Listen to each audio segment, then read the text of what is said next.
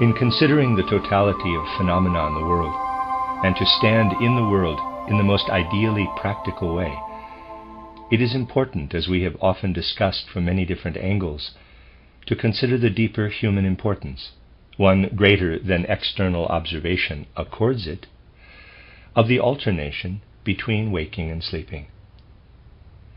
Ordinary inquiry finds only that our awareness apparently fluctuates between states of sleeping and waking. We know this is only a seeming truth.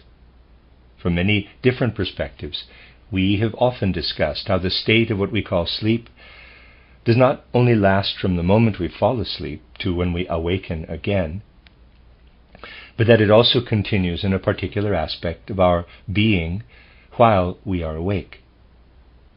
It has to be said that we are never fully awake in our whole being. Sleep, therefore, extends into our waking state. In one part of our nature we are continually asleep. And now we can ask what part of our nature is really fully, continually wakeful, while we are, as it were, called awake. We are always awake in relation to our sensory perceptions, all that we perceive of the sensory world through our senses while awake. The characteristic quality of ordinary sensory perception is that on awakening we swiftly enter into close connection with the external sensory world. Our senses are quickly activated, and this pulls us out of the dull state we ordinarily know as that of sleep. Thus we are truly awake in our sensory perceptions. We are less wakefully alert in our thinking, and careful self-observation can show this. You can find more details about it in my book titled Riddles of the Soul. And yet this state can also still be called a waking one. We should distinguish between our sensory perceptions and our actual thinking.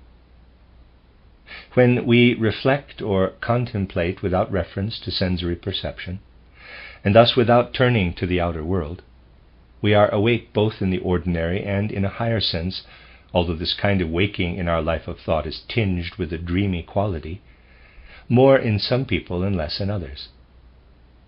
While a dreamy quality can mingle with the thinking of many people, by and large we can say that we are awake when we think. But we are not awake in feeling. Of course, feelings surge up in us from an indeterminate, undifferentiated life of soul.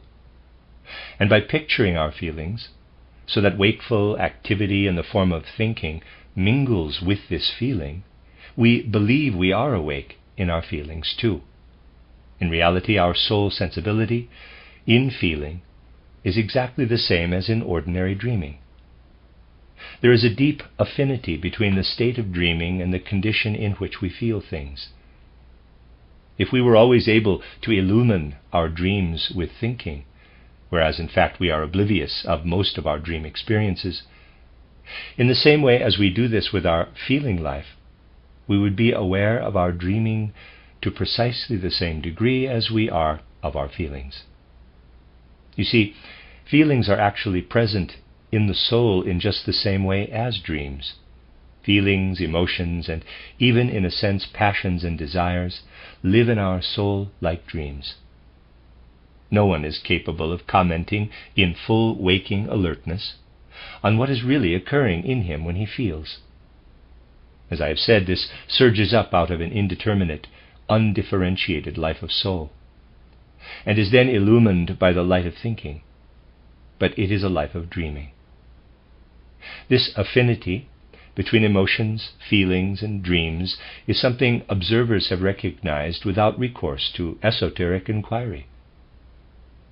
For instance, the excellent art philosopher Friedrich Theodor Fischer has often emphasized the deep affinity between feeling and dreaming in the human psyche. Will activity lies still deeper in our life of soul. How conscious are we of what happens within us when, say, we decide to pick up a book, and when our arm reaches out and does so? we are no more aware of what occurs in the interaction of muscles and nerves in our organism, and what also occurs in our soul when an impulse of will passes into movement and action, than of what happens in us in deep dreamless sleep. Once again, our life of thinking casts light on the nature of our will life in a way that makes it seem we know what is happening. But in fact, the real nature of this will life remains immersed in the deepest sleep while we are awake. We are therefore really awake in the true sense in relation to our sensory perception and our life of thinking. We are asleep in relation to our feeling life, even when we're awake, and profoundly asleep in relation to our life of will. Thus the state of sleep extends into our waking life. So let us picture how we walk through the world. What we experience wakefully in our awareness is really only our perception of the sensory world and our world of thoughts, and embedded in this experience is a world in which our feelings and will impulses float, a world surrounding us as the air does, but which ordinary awareness does not enter at all. Whoever sees human experience in this way is really not very far removed from acknowledging the existence of what we may call a supersensible world around him. All I have described, however, has more significant outcomes. Underlying it are important realities affecting all of life. In acquainting ourselves with the life of the human soul between death and rebirth, and you can do so more theoretically by reading the lectures I gave in Vienna in the spring of 1914, we discover that we are living with the so-called dead in this world we traverse when asleep. The dead are always there. They move and live in a supersensible world. We are not separated from them by our reality, but only by our state of awareness. We are only separated from the dead in the same way that we are separated in sleep from the things around us. Asleep in a room, we do not see chairs or other objects, despite the fact that they are there.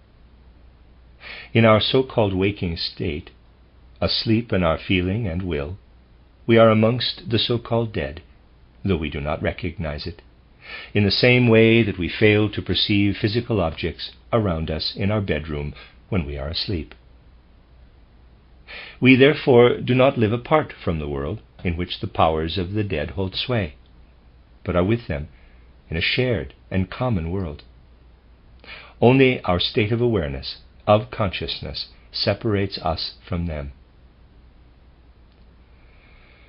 This knowledge that we live in community with the dead will be one of the most important insights spiritual science can implant in general human awareness in future.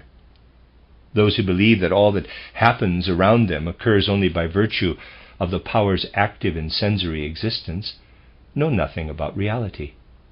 They do not know that the powers of the dead continually play into this existence of ours and are continually present here. And if you remember what I said in Lecture 1 about the false view of history that prevails today in the age of materialism, and that the real impulses at work in history unfold as if in dream or sleep, you will be able to understand that the powers of the dead can live too in the historical realities we dream or sleep through. In future, our view of history will include and take account of the powers of those who have crossed the threshold of death, whose souls live in a world that exists between death and rebirth. An awareness of the whole of humanity, including the so-called dead, will be able to give culture an entirely new aspect. The mode of inquiry employed by a spiritual researcher who can put what has been said here to practical use reveals many specific details of the shared life of the so-called living and the so-called dead. If one were able to shine the light of thinking down into one's feelings and impulses of will, it would be possible to have ongoing, vivid awareness of the life of the dead. We cannot do this in ordinary awareness, and this is because things are strangely separated in our conscious life. We can say that for comprehending higher cosmic realities, a third thing is actually far more important than an awareness of our states of waking and sleep. What is this third element? The third thing, lying between those two states, is for modern humankind a mere fleeting moment easily overlooked, the moment of falling asleep and the moment of awakening. Nowadays, people do not pay much attention to this, and yet these intermediate states are extremely important in our overall consciousness. We can discover how important by illumining ordinary unconscious experiences with clairvoyant awareness. For many years now, we have been preparing the ground for this, and can now therefore confidently illumine such things by insight into supersensible realities. While not as straightforward an approach as what has just been described, it is certainly possible for clairvoyant awareness to acquaint itself not only in general terms with supersensible realities in the world we dwell within, between death and rebirth, but specifically, if you will forgive this rough and ready way of putting it, to enter into contact or correspondence with an individual disembodied soul. You are aware of this, of course. I will only add that this form of inquiry is more difficult, is difficult for a general scientific comprehension of supersensible conditions, only because there are many more obstacles to be overcome in the process. Although so few people nowadays succeed in eliciting generalized scientific findings about the supersensible world, we cannot say that this is particularly difficult, since it is not so very far removed from people's ordinary soul capacities. It is more difficult to make contact with these souls individually, simply because a real, specific individual connection between a human soul living here in a body and a disembodied soul requires the person seeking such contact to be able to really live to a sufficient degree in a purely spiritual realm, undisturbed by the fact that this tangible life in pure spirit very easily awakens a person's lower urges. I have often stated why this is so. The higher capacities of supersensible beings have an affinity with lower human urges rather than with the higher promptings of embodied human beings. And in the same way, the lower urges of supersensible beings have an affinity with higher spiritual human qualities. This is an important secret of communication with the supersensible world, one that can very easily thwart a person's efforts. But once this obstacle has been overcome, we can have supersensible communication without being diverted or led astray from a world of spiritual experiences. Yet this communication takes a very different form from anything we are used to considering as such here in the sensory world. I'll describe this very specifically.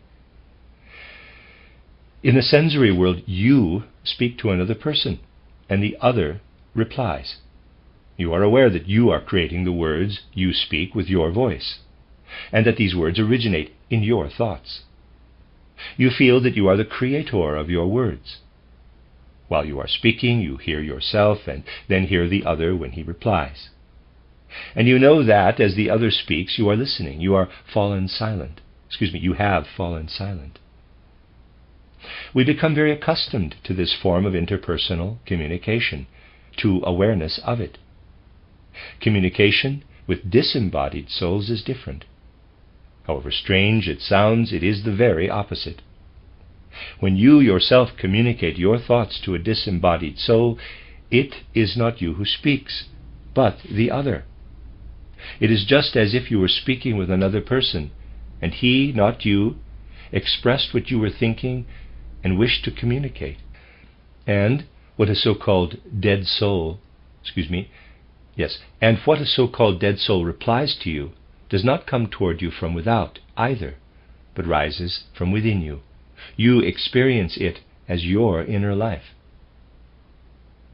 Clairvoyant consciousness first has to accustom itself to this, to being a questioner within the other, and to receiving his reply within oneself.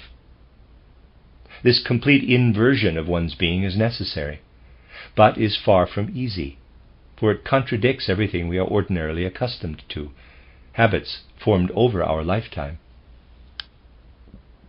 It even contradicts our inherent nature. It is intrinsic in our nature to think that when we ask something, we ourselves speak and the other listens. And yet the reverse of this is true in our communication with supersensible beings. This inversion undergone by clairvoyant consciousness will show you that people's lack of perception of the dead is very largely due to the entirely unaccustomed and seemingly impossible way the latter communicate with the living. If we return now to those transitional fleeting moments between waking and sleeping, we find that invariably one such state is suitable for asking and the other for replying. As we fall asleep, this is an especially opportune moment for asking questions of the dead, or in other words, for hearing from the dead the questions we ask them. In falling asleep, we are in a condition well fitted for hearing from the dead what it is we wish to ask them. Since we fall asleep immediately afterward, this means we ask literally hundreds of questions of the dead, speak hundreds of things to them as we fall asleep, but know nothing about this since we have fallen asleep afterward. This fleeting moment of falling asleep is of huge importance for our communication with the dead. The moment of awakening, on the other hand, is especially opportune for hearing the replies of the dead within us. If we did not pass immediately into sense perception when we woke up, but tarried in the moment of awakening, we would be well fitted at that moment to receive messages from the dead. But these messages would appear to rise up from within us. You see, there are two reasons why ordinary awareness fails to hearken to communications with the dead. One is that the moments of transition are followed by awakening on the one hand and falling asleep on the other, both states extinguishing what we experience in these transitional moments. The other is that the form of communication involved is one we find unaccustomed or impossible. As we fall asleep, the hundreds of questions we could and do ask the dead are submerged in sleep itself, because we are so unaccustomed to hear rather than speak what we are asking. And what the dead say to us as we awaken is something that does not seem to come from the dead themselves, since it rises within us, and so we regard it as our own. These general phenomena are sometimes, however, transformed in the following way. What we experience as our questioning of the dead, which comes toward us from them, seems to continue through sleep. As we continue to sleep, we look back unconsciously to the moment we fell asleep, so that dreams arise in consequence. Such dreams can in fact be embodiments of the questions we ask the dead.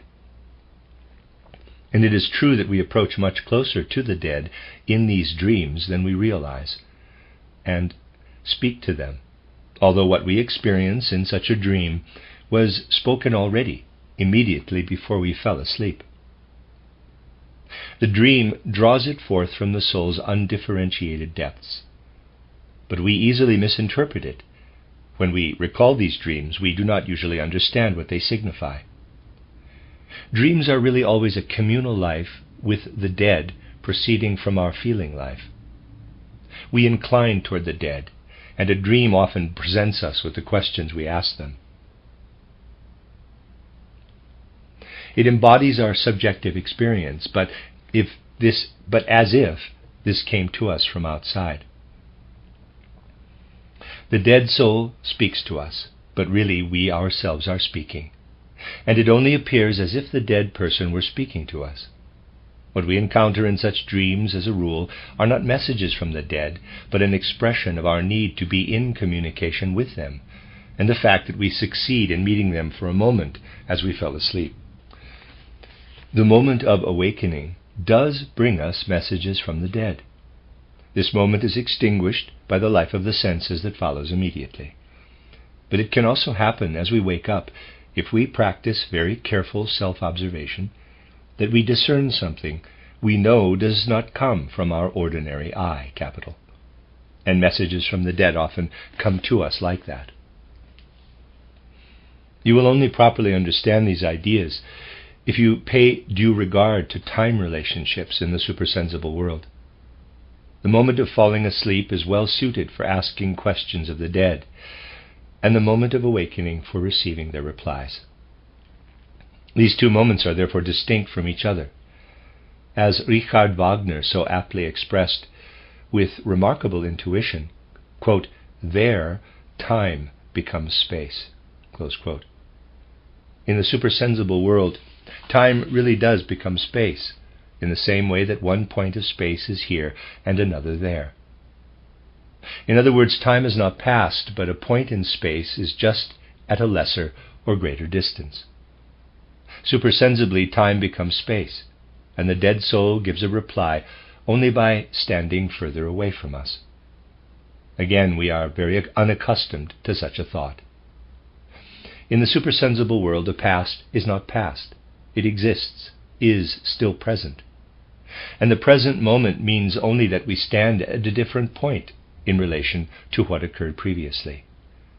The past is as little past in the world of spirit as the house has vanished that you left earlier this evening to come to this lecture. It remains in its place, and likewise the past remains in the supersensible world. It goes on being there. And whether you are standing close to the dead soul or further away from him depends on you, on how far you have traveled with him. It may be a very great distance or very close. You see, as well as being asleep or awake, we also, of course, fall asleep and wake up. And because of this, we are in continual contact and correspondence with the dead. They are always amongst us. And so we are by no means only influenced by the physical human beings around us, but also by those who have crossed death's threshold and are connected with us.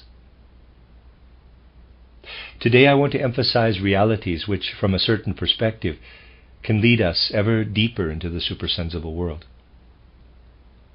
Now, having understood that there is continual contact with the dead, we can distinguish between different souls who have crossed over into death.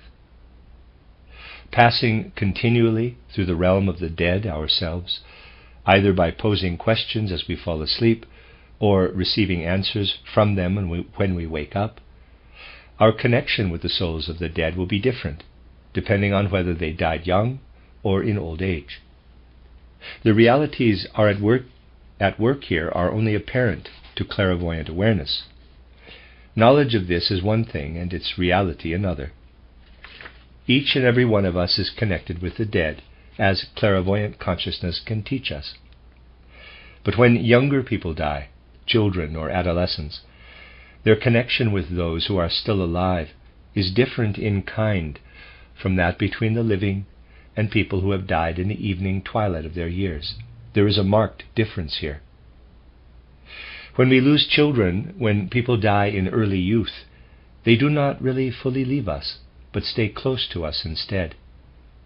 Clairvoyant awareness can discern this in the fact that the messages we receive on awakening are vivid and lively if they relate to children or young people who have passed away. The connection between those still alive and those who have died is one we can describe by saying that we have not actually lost the child or adolescent. They stay here with us. And they do so, above all, because after death they show a lively urge to work into our awakening moments, to send us messages as we wake up. It is remarkable but true that a person who has died in childhood or youth has a great deal to do with everything related to awakening.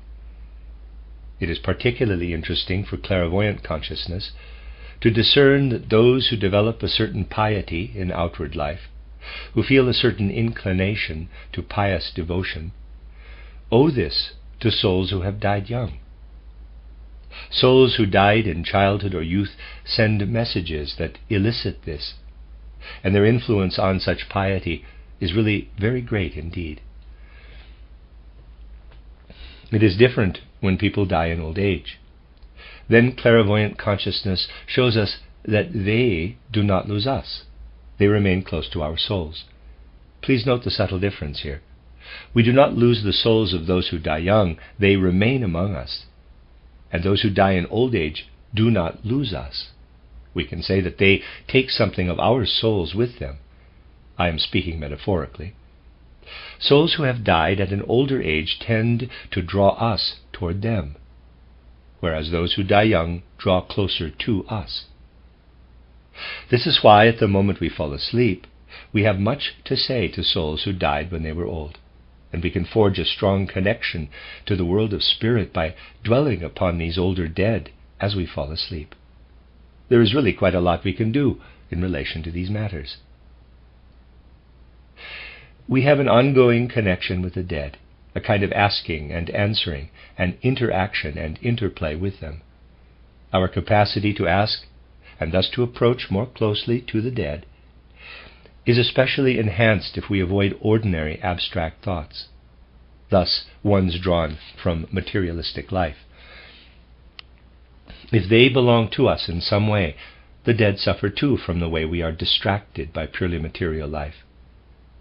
If, by contrast, we hold fast to what connects us in feeling and will with the dead and cultivate it, this is good preparation for posing the right questions to them and for entering into contact with them at the moment we fall asleep.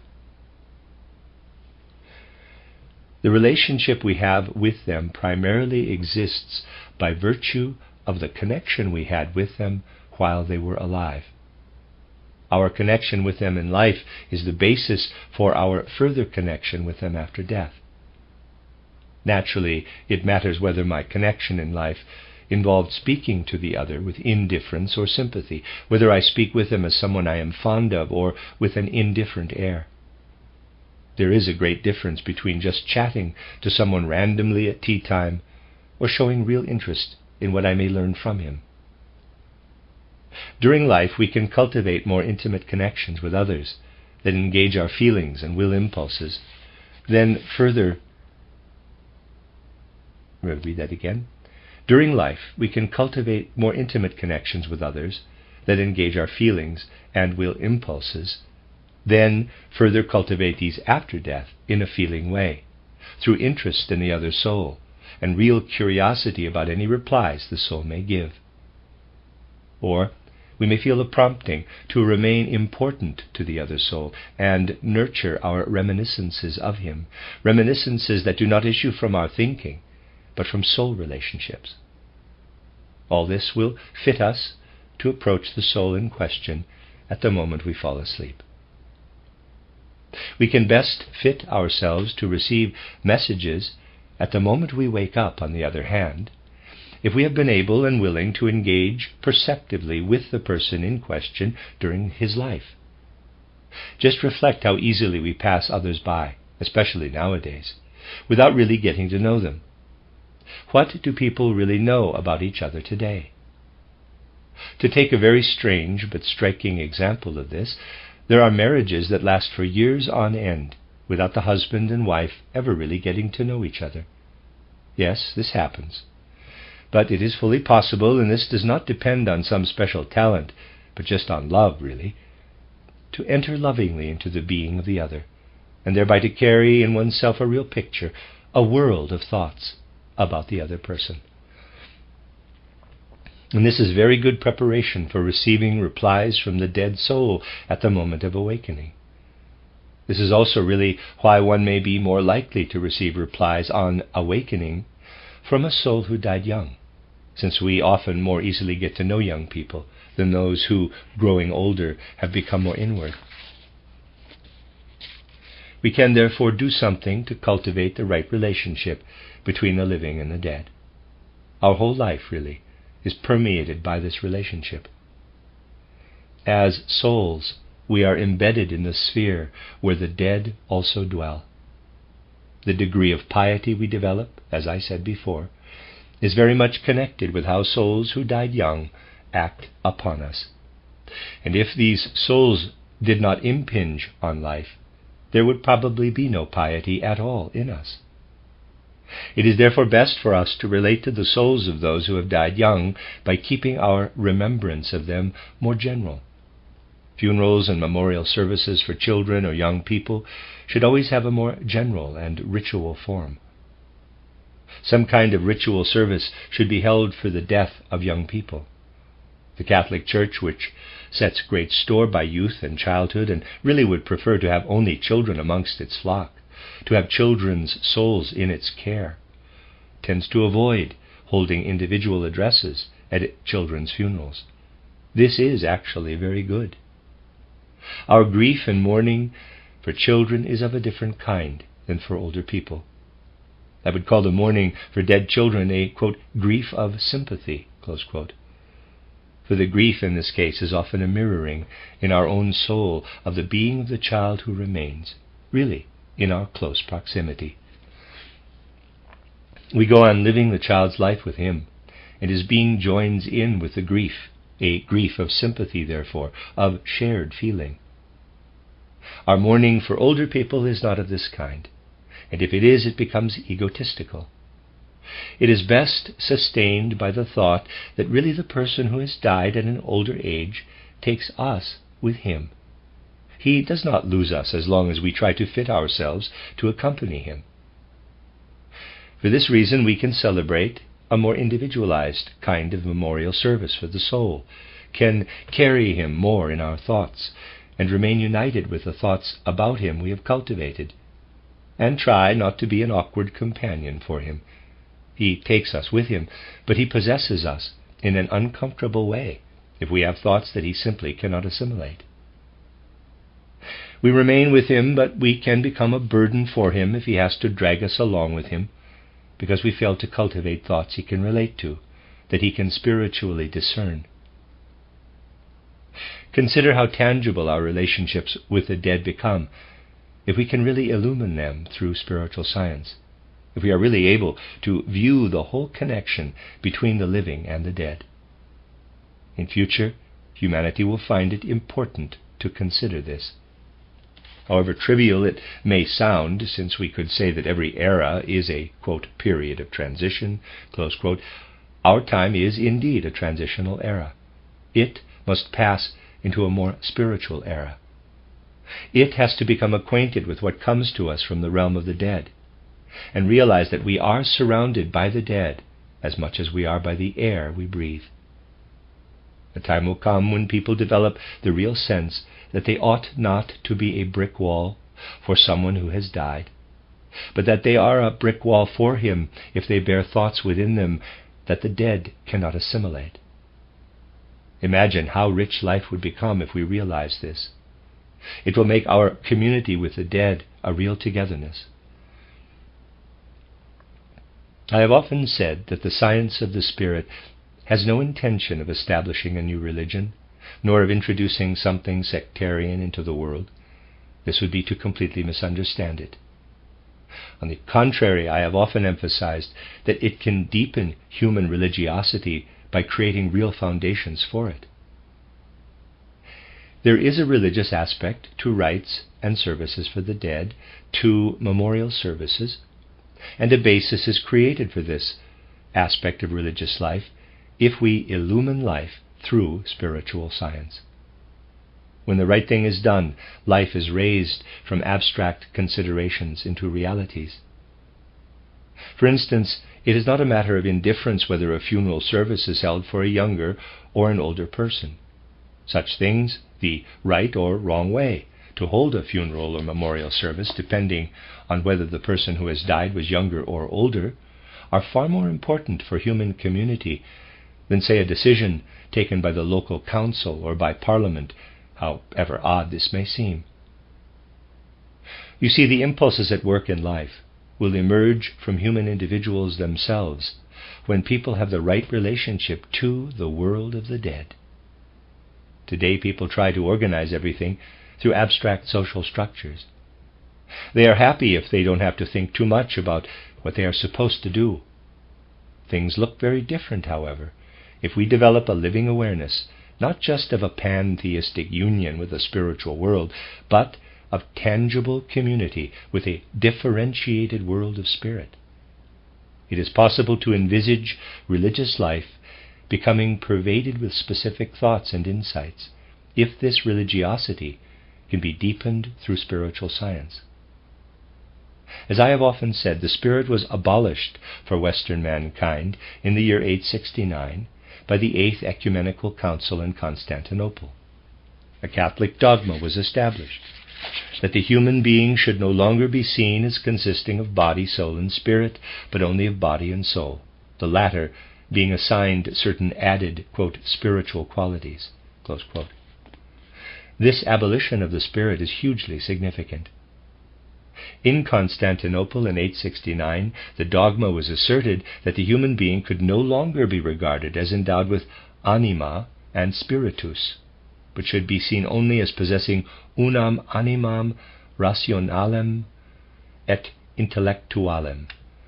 Forgive my Latin attempt. End of aside. The, quote, soul with spiritual qualities, close quote, is a dogma that has spread dim twilight over Western culture since the 9th century. And it is time for this to be overcome. The spirit must be acknowledged again. It was heretical in medieval times to acknowledge the doctrine of trichotomy, of body, soul, and spirit.